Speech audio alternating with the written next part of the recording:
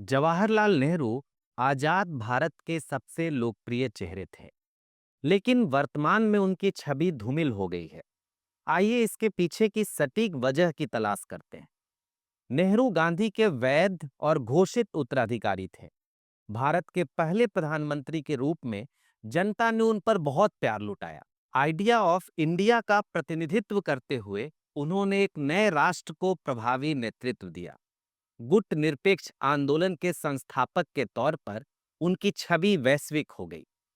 उस वक्त के अखबारों को खंगाल के उनकी लोकप्रियता का अंदाजा लगाया जा सकता है। लेकिन उनके मृत्यु के तकरीबन 2-3 दशक के बाद उनकी स्मृति विवादित होने लगी। इसके पीछे एक वाजिब वजह है। दरअसल कांग्रेस की स्थापना 1885 ईस्वी में एक राष्ट्रीय मंच के रूप में हुई थी, जिसमें सभी विचारधाराओं का प्रतिनिधित्व था। आगे आने वाले कुछ सालों में पार्टी की लोकप्रियता बढ़ती गई और भारत का राष्ट्रीय स्वतंत्रता आंदोलन इस पार्टी के नेतृत्व में ही लड़ा गया। आजाद भारत में इस पार्टी के लिए लोगों में ऐतिहासिक अपील थी। नेहरू आजाद भारत के पहले प्रधानमंत्री बने।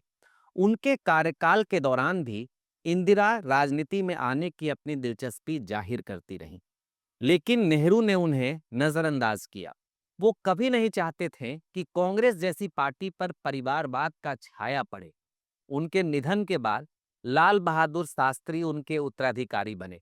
लाल बहादुर शास्त्री के कार्यकाल के दौरान ही इंदिरा की एंट्री राजनीति में हुई।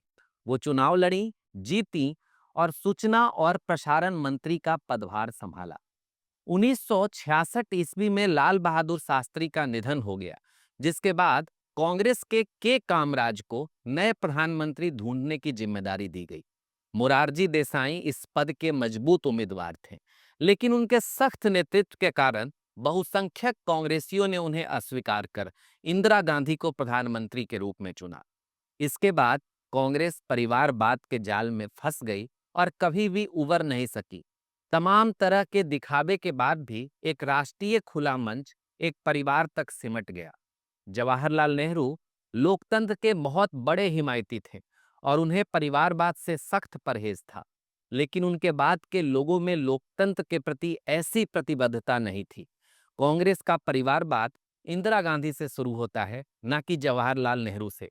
लेकिन इंदिरा को प्रधानमंत्री बनने में जवाहरलाल के कद का फायदा मिला और कांग्रेस एक परिवार के हाथों में सिमट गई। नेहरू भी बदनाम हुए और समय के आईने में उनकी छवि धुंधली पड़ गई।